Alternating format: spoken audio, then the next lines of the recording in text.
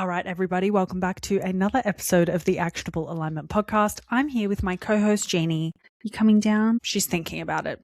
And today is like, I'm crashing out. I'm not crashing out. I'm here. I'm having cramps right now. Girls, I don't know about you, but holy moly, like when the bleed is heavy and the cramps just like it's all through your pelvis and it just feels so awful. I was like, do I want to cry? Do I want to record? And I've been doing so well with being consistent with these. But I also, in terms of sharing, I know you guys actually do relate a lot to seeing, listening and understanding and getting to know your body. Now, I have been only sleeping like maybe an hour less a night for like the better part of the last maybe 6 or 8 weeks, and it be affecting me. It makes total sense. But yeah, even one of the things in terms of you can eat everything, you can not train, like you can rest the amount you need to rest. Fuck, man, like I'm in pain. And a huge thing is like pain is weakness leaving the body. No, I'm just kidding. But in terms of like navigating my period, I'm not someone who really supplements that much. And the curcumin that we have, I need to teach my boyfriend a bit about like what supplements to buy still, like what different types of curcumin. But the one that he got is, I don't think it's that effective with being anti-inflammatory. I think you got to take a mega high dose. But I'm so used to, I really don't take that much. Like I put curcumin in my morning pill box, in my morning supplement pill box every day for the 7 days before my bleed. And I did that, guys. But then my period was like 6 or 7 days late. Oh my God. So it's here, which is absolutely lovely. But whenever it's late, it's also heavy. It's like late. And then my body's like, you were late. You didn't look after yourself. Experience pain. This is your monthly report card, motherfucker. So what I ended up doing last week, I did get 2 nights where I got more than 8 hours sleep, which was awesome. So I'm back on now that it's dark again, later in the evening, that's better. But I wasn't sure today if I should stand, if I should sit. So I'm just going to be rolling on my ball, which you guys can't see my ball, but you can see me bouncing. I think she needs a little bit of a pump up because it's deflated a little bit. But getting down to business today, I really want to, before we talk about thyroid, which we're going to talk a little bit about, this is something I'm so excited. In my functional health mentorship, we started with coaching and psychology, and then we've moved into nutrition. So shout out to Strength of Sard. You guys can go check him out online. He's my mentor. Wellness with Kiara, who we did the estrogen histamine podcast with last week. Those two absolute legends. But so we've done coaching and psychology. So getting to understand ourselves at a deeper layer, understand and communicate with our clients at a deeper layer, and not communicate with our clients like, hey, I wrote you a plan, do your plan better. But instead actually saying like, hey, you know, the plans doesn't need to change. Like the plan isn't the problem, nor are you, beautiful client of mine listening to this. No, but the plan isn't the problem. But getting to know yourself and working out the best sort of system and best protocol for you to enjoy doing something. Like we don't need to turn a 3-day plan into 4 days every time. We don't need to make a new meal plan every week.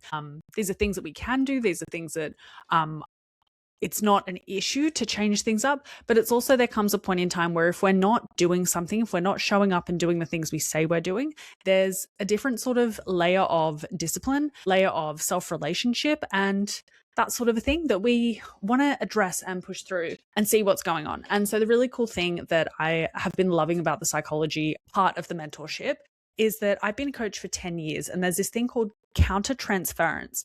And countertransference is, it's basically like when your client is saying that they're struggling with something, for example, and you start to get emotional because you are relating to it, because your clients open up to you. My beautiful clients, some of them like are literally my best friends. Like I was like, you are in my bridal party. Have had clients, like the same clients for like 9 or 10 years, almost 10 years, so 9 years. And you get to know people on a personal level. It doesn't happen often where if a client is either A, paying you a good amount of money, or B, has just been with you for a while, you're going to get to know some stuff about them, which is really cool.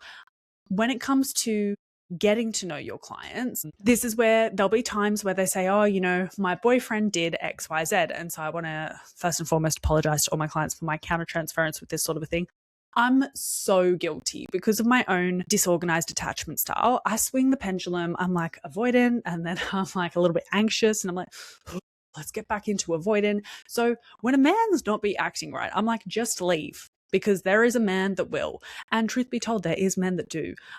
And there are men that are actually emotionally mature, believe it or not. There are men that actually know how to communicate and use their words, and it's incredible. It's amazing. I have a unicorn, but it's very possible for you to experience and learn more about yourself and have disagreements with your partner and not have them be a complete piece of shit. So anyways, as you can see, I get a bit activated when clients are settling for men who do not respect them. That for me, I get quite emotional. And that term is called countertransference, where saying like, well, we can get into the gym and like, you'll feel better when you're there and like, get on with your life. Like, not that I've ever said directly get on with your life to my clients, but in terms of like when a client opens up about something like that, I have to take a really big breath to not directly say, leave them. There's someone better for you.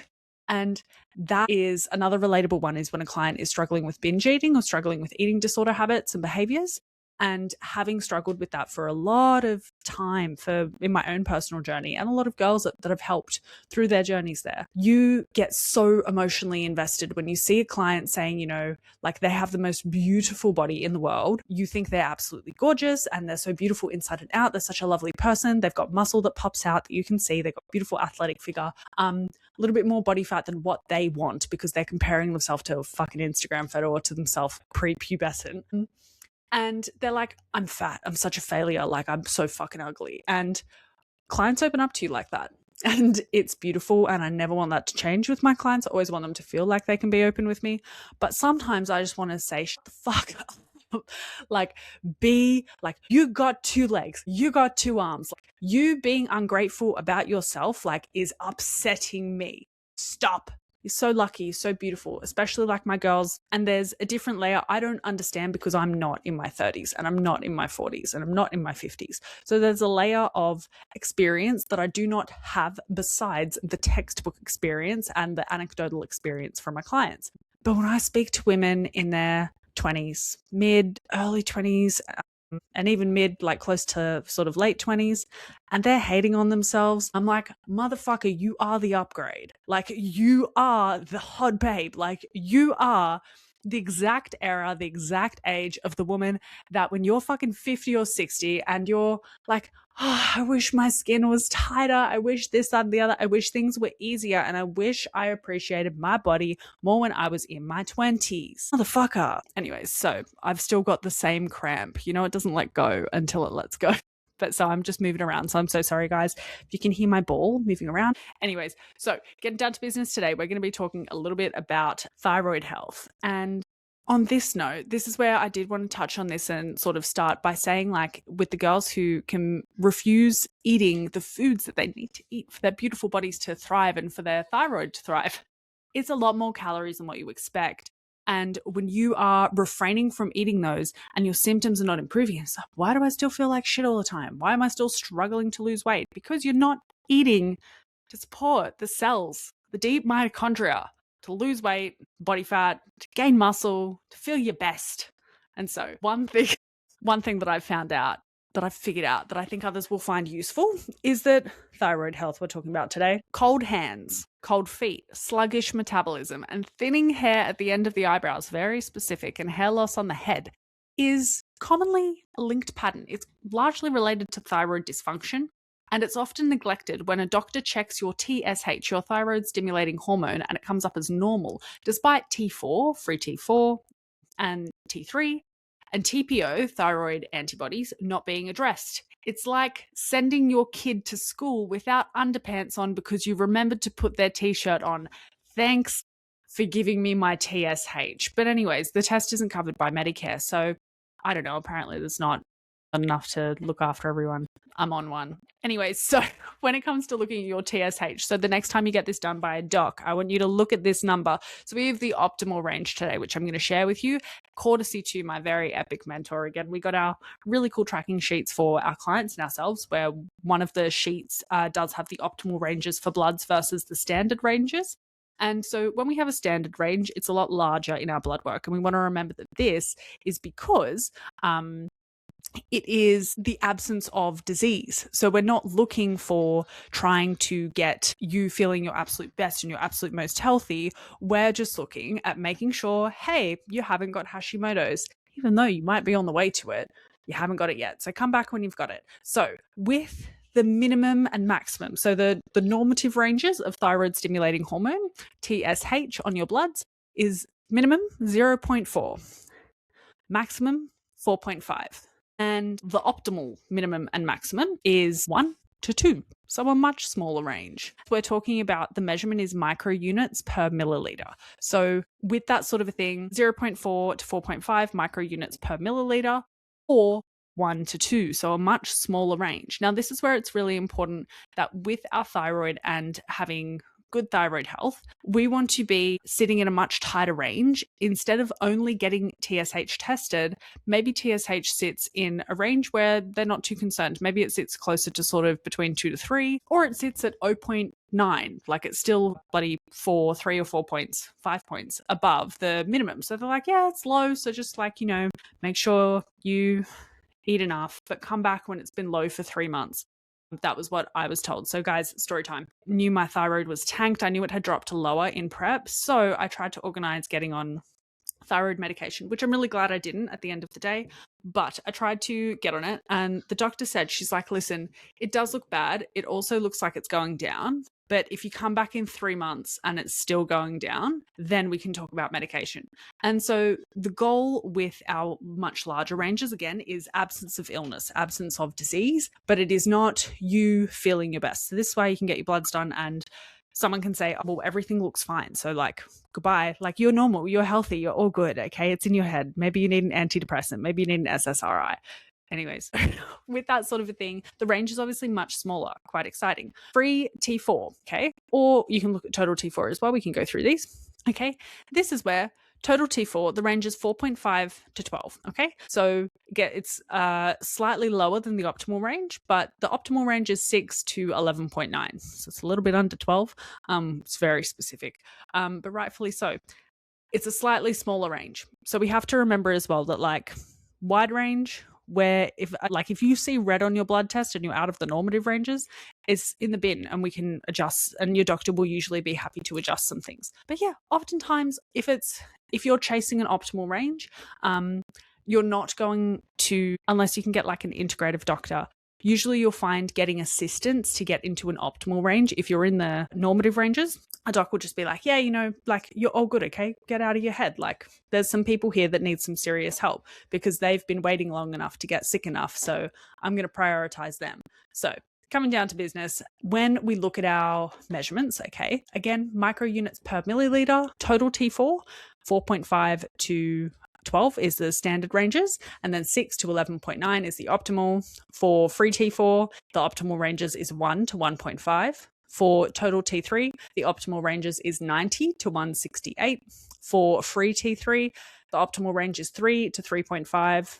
And then there are quite a few other things. So there's thyroid antibodies, there's free T3 to RT3, so reverse T3 ratio, little things like that. So there's actually quite a few measurements on a thyroid panel. But yeah, oftentimes you might only, so when I get my thyroid checked, I usually just get TSH and free T4, free T3. It's never been dangerously low to the point where I've been out of the standard ranges. It's just been low enough that it's been out of the optimal ranges. So with that sort of a thing and addressing that, this is where we get to take a bit of a deep layer and make little adjustments. I can't see anything because my cat's in the way, but I found that quite helpful. So if you find that you struggle with cold hands, cold feet, sluggish metabolism, thinning hair at the end of the eyebrows or on the head, this can largely be related to thyroid dysfunction. Also, in terms of what excites me with thyroid health is that an underactive thyroid can have you feeling sluggish, sick, fatigued, and cold, but all of that can actually change by eating enough food and supporting your body for a long enough period of time that self-support and self-thriving becomes normal. So you do need, there are layers of things that you can do to boost your thyroid health with supplements. A lot of the time though, if you're under consuming, it's hard to bring your thyroid physically back up to the health where we want it to be. So if I have a look here and I pull up my photos, then we'll have a look at the minimum ranges that we discussed a few weeks ago in regards to how much food we need to be eating. So if we have a look here, if you are show me the money, If you are a 50 kilogram woman, then the minimum you need to be eating per day to avoid low energy availability, which means thyroid can downregulate potentially, is 2,000 calories a day. If you're a training woman who weighs 55 kilos, you need to be eating 2,200 to 2,700 calories a day. Carbohydrates is between 250 to 400 grams a day, fats between 50 to 75, and protein between 80 to 100. If you're a 60 kilogram woman, the minimum you need to eat, comatose, is 2,200 calories a day to avoid low energy availability. If you're training, that 60 kilo woman, you better be eating 2,400 to 3,000 calories a day. That's 300 to 480 grams of carbs a day, 60 to 90 grams of fat, and 95 to 120 grams of protein per day. If you're a 70 kilogram woman, 2,400 calories a day. 2,600 to 3,300 is the minimum amount you should be eating when you're doing moderate to high intensity training. Weights training hard, 3 days a week. Carbohydrates, 350 grams to 560 grams a day. Fats between 70 to 105, and protein between 110 to 140. Now we need to remember that the life cycle of a red blood cell and the life cycle of an egg, and I want to apologize to my egg again, not pregnant this month, sorry, a few more years to go, because she'd be mad because I'm still cramping. But with this amount of food, we need to remember that it takes 100 days for our red blood cells to turn over. So you can at least expect 3 months if you have only been eating just slightly under or only been sort of a little bit in a dysfunctional range with eating, overtraining, or under-exercising, that sort of a thing. You can expect hopefully 3 to 6 months and you're feeling pretty good. Things are moving up. It takes time for things to make change in your body, for your body to realize like, hey, we can start using these extra calories to make us thrive instead of using these extra calories and shuttling them to our body fat because we're so used to you under-fueling us. So what are my popular opinions? My unpopular opinions with thyroid health. Okay, so we've just gotten, one more note. If you are someone who has been under eating and overtraining and you have been doing that for more than a year, more than 2 years, okay, more than 3 years, I see you. Don't worry. I did 2 bodybuilding preps, but I've also been dieting since I was 12. So basically from being 12 till I was about 26 and a half, either chronically underfueling or eating cheat days and I've done a few reverse diets leading into holidays. So I have reverse dieted before. The only times I'd ever built was leading up to my second comp because the fear of eating more food and putting on body fat and that fear of like, I already don't have the legs that I want. So if I eat more food, I'm only going to make them more fat, that sort of a thing. That held me back so much from a body comp standpoint, but also from a thyroid standpoint and a nutrient standpoint. Because when you eat enough calories, you also produce enough of the enzymes that help to break down and absorb the vitamins and minerals from your food. My girls, I've always had a lower end of thyroid health. And then I've also always had a lower end of iron saturation and iron in my body. So low iron, lower thyroid, and sluggish thyroid runs in my family. Slow thyroid runs in my family. At least that's what that's what my mum told me. Honestly, I just don't think anyone's fucking eating enough. So my unpopular opinion is that your doctor saying thyroid isn't the problem and refusing to test other thyroid markers or saying it's fine because you're in the absence of illness ranges does not rid you of the factor that your thyroid could be a few points higher and you'd feel amazing, you'd lose weight more quickly, and you'd be able to tolerate eating many more calories. Okay, it's not about the fact that maybe it's not in the bin. It's about the fact that you could be feeling amazing and right now you're feeling like crap.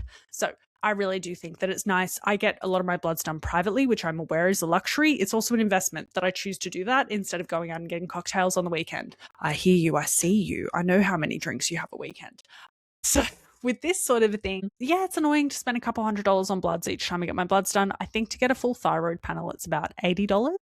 But I just get a few different things done. So to get my bloods done for a checkup, it's usually between like $200 to $350. But again, I do it because I don't want to. I've been to the doctor and I've asked for help, and I've been to the doctor to test my thyroid, and then I came back for more bloods again and she tested everything but my thyroid. And then I got an email, the audacity, I got an email from the doctor, automatic one, hey, you're due to get your next thyroid test done after I'd been there. So paid for the consult, which was $75 or something, whatever. And then it said it's $80 to get your thyroid panel done. And the only way I could call the doctor and say, hey, you were supposed to take my thyroid. I asked you to take my thyroid when I was in there last and you didn't take it. The only way I could do that is to book a telehealth appointment and pay another appointment fee. So just bloody get the test for free. So not for free, private. So I know it's a luxury, but again, the doctor will only, I think, they'll test your TSH, but with testing other markers, it needs to be out of that normative range for them to test other markers for free or to like bulk bill them. So with that sort of a thing, I get my bloods done privately now. And with that, the chick that I go to, they open so early. It's great. They open at 8 a.m. I'm the first one in there every time, which is awesome. It's 2 minutes down the road from my house. There's sun coming in. They've got music playing in the waiting room. And the chick loves cats. So we always talk about cats. It's great fun. Anyways, what do I do differently? So I like to support my clients' thyroids and my thyroid health now because I'm out of my, as much as I really do want to diet, going on a holiday in the middle of the year, I'm like, oh, I want to be shredded. Again, I want to have thicker, healthier, luscious hair, and I want to have more muscle. So I'm not going to shred myself down to having more muscle. So I got to support myself and my thyroid with this too. But I like to support thyroid by actually checking in with the client's weight and preparing it with their nutrition. Okay. We want to provide thyroid supporting nutrition such as seafood and seaweed, which seaweed's high in iodine, which is great. Brazil nuts high in selenium, eggs, which are fantastic for hormone production anyways. But I really hate waiting until shit hits the fan and then going on thyroxine. Waiting for, again, having been in the sort of annoying range where I'm not sick enough to get medication, even though I'm like asking for it. Which granted, again, I know. So if my doc's listening, I'm aware that I was asking for medication and you got to wait till you're sick enough to get it. I understand the preface, but if you want to be feeling good, okay, I don't want to be sick and then on medication for the rest of my life. It's like a lot of people don't need to, and you have the ability to get off a lot of medications too if you've been put on them, but it is really important. And there are coaches I would recommend and allied health professionals I would recommend. I wouldn't put myself in that category to help. I would work with other people to help clients get off medications that their doctors basically said you got to be on for life. Statins is a great example of that. I would never just be like, listen to me. Although I have strong opinions about medications and strong opinions about blood work and that sort of a thing, I also understand that there are layers, nuances to an individual's experience. And so when I feel like, for a lot of the time, I would rather work with a professional when it comes to if someone is on thyroid medication or statins is another great example. I would love, and I do work with professionals or work with their GPs, same with getting off SSRIs, getting off antidepressants and anti-anxiety medication. Work with the client, work with the GP. You are not in the same level of insurance and jurisdiction to bring clients off medication if you truly do not feel super, super comfortable. So I listened to one of the thyroid workshops in my mentorship and how slow you really have to get off thyroid medication. And it wouldn't be as simple as like you take thyroid medication 5 days a week at 0.2. And this week we're going to 0.15 every day of the week.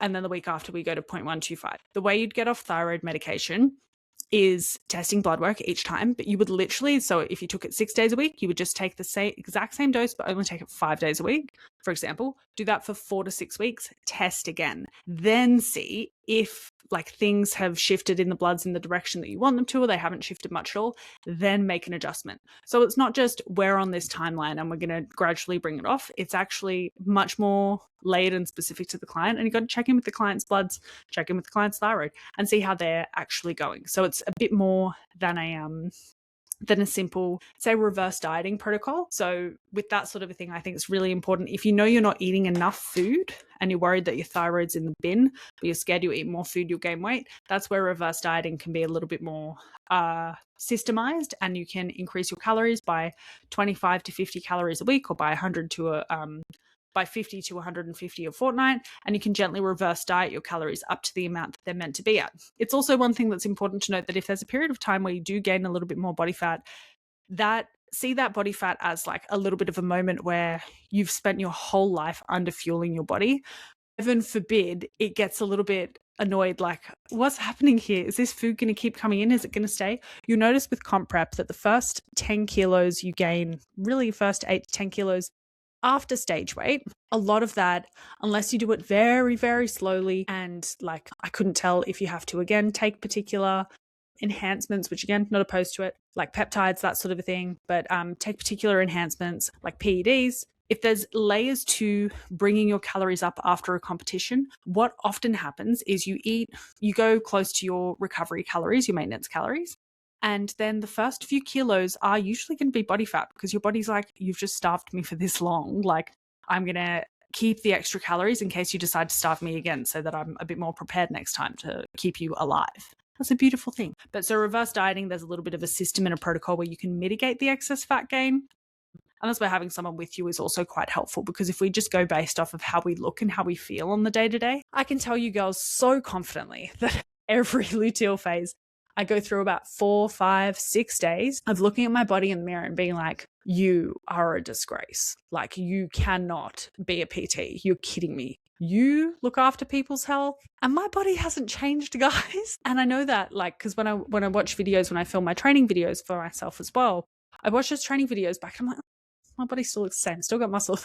But if we were to just base it off looking in the mirror, it really does hold us back from progressing at the speed of which we could be progressing, because we're emotionally in it. So that's where a coach comes in, can be quite helpful. And when they're not countertransference deep in the emotions with you, but instead they can say, hey, I know it's hard, I know it sucks, but you're doing really well. Things actually look really good. And we can see with this data here, it's actually time to put your calories up, which is epic. Then in terms of the main problems that I believe my audience is facing with thyroid issues, is that clients that do have lower thyroid hormones, or TSH is extremely high because trying to like pump out thyroid function. Clients with lower thyroid tend to struggle with fat loss and tend to struggle with feeling energized and revitalized in their body. So a constant sort of dull fatigue, almost like a hangover, but not a hangover specifically from alcohol, just a general like, my body feels heavy. So that's it for thyroid, guys. And I think, again, one thing that's really cool is that you can be feeling fatigued, you can have sluggish digestion, and you can struggle with fat loss, struggle with building muscle. You and your thyroid supports, like your thyroid supports your energy, your thyroid supports your vitality, it supports how well you can utilize your food, how hard you can train, all that sort of thing. If you've been struggling with debilitating fatigue for 5 years, but your GP says everything's fine, maybe you can explore a deeper layer of what's happening in your body, but also understand that there are very low cost, beautiful protocols that you can gently put your body through to make a lot of change over the next 3 months. Because remember, 100 days is the life cycle of a red blood cell. If you commit to 3 months of a few little protocols specific for you and your life and your body and where you're currently at, you could be a totally different person by the end of this year. Like, if you lock in and tell yourself, hey, I'm done. Like, so guys, I swapped to get my carbs in because I've been not struggling to hit my carbs, but I'm aware 300 grams of carbs and above is where I start to suck at getting my carbs in. And I'll hit like 260 some days, and then like I'll hit 200 because I love veggies. And so it's like, I got to intentionally get my carbs in. So I've officially dropped the sweeteners from my coffee. I'm a honey in my coffee girl now. I'm a get more milk in that coffee girl now. It's been luxurious, and I feel like the energy that I get from my coffee is so much more, and I don't know if it's placebo or not, but it doesn't matter because it feels amazing. Be feeling so good. But you'll be surprised, your mitochondria, they run off of glucose a lot of the times. They run off of our sugar, which is absolutely beautiful. So when we can piece that together and we can start to fuel our body more, but see our body, and Dave, I know you're listening, and really thanks for hanging on for all the girly chats that we've been having these last few weeks. But like, Dave is such a beautiful recomposition example of someone who I keep giving him more food, more carbs, and his body is just like hungry, just wants to eat it. So many girls. Bella, another fantastic example. I shared her booty on my Instagram the other day. Such a wonderful example of when you feed a woman or man more food, they look better, they feel better, and they're like, what is happening to my body? I didn't think this could be me. Okay, guys, I've been eating more food, like more carbs, obviously, and I was flexing my quads in the mirror, and I'm like, I'm a bit scared to take progress photos because I have my weird luteal phase week where I feel like a blob, like a rock. And I looked in the mirror and I'm like, I don't think I've ever seen that quad muscle before. Exciting! Like, your firm, strong thighs, they are coming from the carbs, baby. Your firm, strong thighs cannot be dieted and appear out of thin air. You heard it here first.